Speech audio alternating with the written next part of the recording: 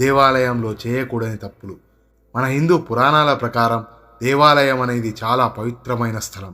మామూలు ప్రదేశానికి వెళ్ళినట్టు దేవాలయానికి అస్సలు వెళ్ళకూడదు. దేవాలయం అంటే దేవతలు నివసించు ఆలయం కనుక దేవాలయానికి వెళ్ళినప్పుడు కొన్ని నియమాలు తప్పకుండా పాటించవలెను. ఎంతోమంది తమ బాధలను, తమ కష్టాలను చెప్పుకోవడానికి దేవాలయానికి వెళ్తారు. దేవాలయానికి వెళ్ళినప్పుడు కొన్ని పనులను ఎట్టి పరిస్థితులలో చేయవద్దని శాస్త్రం మనకు చెబుతోంది. అలాగే కొన్ని పనులకు ఖచ్చితంగా ఎన్ని సమస్యలు వచ్చినా చేయాల్సిందేనని పండితులు చెబుతున్నారు. ఆ పనులేంటో మనం ఇప్పుడు ఈ వీడియోలో తెలుసుకుందాం. వారానికి ఒక్కసారైనా ఖచ్చితంగా దేవాలయానికి వెళ్ళి దేవుడిని దర్శించుకోవాలి. మనం ఎప్పుడైతే దేవుణ్ణి మర్చిపోతామో అప్పుడు దేవుడు కూడా మనల్ని మర్చిపోతాడు. సమయం దొరికినప్పుడల్లా దేవాలయానికి వెళ్ళి భగవంతుడి దర్శనం చేసుకోవాలి. దేవాలయానికి వెళ్ళినప్పుడు కొన్ని నియమనిష్టలు తప్పకుండా పాటించవలెను. దేవాలయానికి వెళ్ళినప్పుడు గాలి గోపురాన్ని దర్శించుకోవాలి. ఎందుకంటే అష్టదిక్పాలకులంతా ఆ గాలి గోపురంలో నివాసం ఉంటారు. చెప్పులు వేసుకొని గాలి గోపురాన్ని దాటి లోపలికి వెళ్ళకూడదు. గుడి లోపలికి వెళ్ళగానే ముందుగా కాళ్ళు కడుక్కోవాలి. 3 సార్లు కొన్ని నీళ్లను తీసుకొని పండరీకాక్షాన్ని అనుకుంటూ తలపై చల్లుకోవాలి. దేవాలయం లోపలికి వెళ్ళేటప్పుడు భగవంతుడిని స్మరించుకుంటూ లోపలికి వెళ్ళాలి. తర్వాత ఒంటి చేత్తో నమస్కారం చేయకుండా 2 చేతులు జోడించి నమస్కారం చేసుకోవాలి. ఒంటి చేత్తో నమస్కారం చేస్తే పుణ్యఫలం అనేది నశిస్తోంది. 3 సార్లు గంట మోగించాలి. ఒక్కసారి గంట మోగిస్తే మరణ సంకేతం, 2 సార్లు గంట మోగిస్తే అది రోగపీడనం, అదే 3 సార్లు గంటను మోగిస్తే భగవంతుడి అనుగ్రహం తప్పకుండా మనకు కలుగుతోంది. దేవాలయానికి వెళ్ళినప్పుడు సాంప్రదాయమైనటువంటి దుస్తులను మాత్రమే ధరించాలి. పురుషులు పంచకట్టుకొని, మహిళలు చీర కట్టుకొని వెళ్ళాలి. మహిళలు జుట్టు విరబోసుకొని దేవాలయానికి అస్సలు వెళ్ళకూడదు.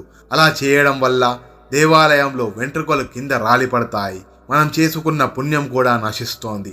బొట్టు పెట్టుకోకుండా దేవాలయానికి వెళ్ళకూడదు. పురుషులైనా స్త్రీలైనా బొట్టు పెట్టుకొని మాత్రమే దేవాలయానికి వెళ్ళాలి. కుంకుమ బొట్టు పెట్టుకొని దేవాలయానికి వెళ్ళాలి.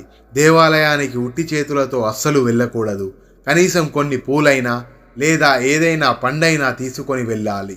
దేవాలయంలో ఇచ్చే హారతిని తప్పకుండా 3 సార్లు కళ్ళకు అద్దుకోవాలి. ఒక్క చేత్తో హారతిని అస్సలు తీసుకోరాదు. తలపైన శటగోపం పెట్టినప్పుడు శ్రీ మహావిష్ణువును మనసులో తలుచుకోవాలి. ఎందుకంటే శటగోపం పైన విష్ణువు పాదం ఉంటుంది. విష్ణుమూర్తి పరిపూర్ణ అనుగ్రహం మనకు కలుగుతోంది. గుడిలో పంతులు ఇచ్చే తీర్థ ప్రసాదాల్ని గోముఖ ముద్ర ద్వారానే స్వీకరించాలి. తీర్థం తీసుకున్న తర్వాత తలకు ఎట్టి పరిస్థితులలో చేతులను తూడవకూడదు. ఒంటి చేత్తో కాకుండా 2 చేతులతో తీర్థాన్ని స్వీకరించాలి. దేవుడి దగ్గర నుంచి తీసిన పువ్వులను పూజారి మీకిస్తే ఆ పువ్వులను పురుషులు చెవిలో పెట్టుకోవాలి. స్త్రీలైతే తలలో పెట్టుకోవాలి. కానీ కింద మాత్రం ఎట్టి పరిస్థితులలో పడేయకూడదు.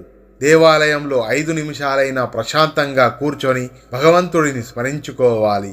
దేవాలయంలో ఉన్నప్పుడు భగవంతుడికి తప్ప మరెవ్వరికి కూడా నమస్కారం చేయరాదు. ఆ సమయంలో దేవాలయంలోకి ఎంత పెద్దవారు వచ్చినా కూడా నమస్కారం చేయరాదని శాస్త్రం చెబుతోంది. దేవాలయంలో దుర్భాషలాడకూడదు. చిన్నపిల్లలను కొట్టకూడదు. దేవాలయానికి వచ్చినప్పుడు వికృత చేష్టలు చేయకూడదు.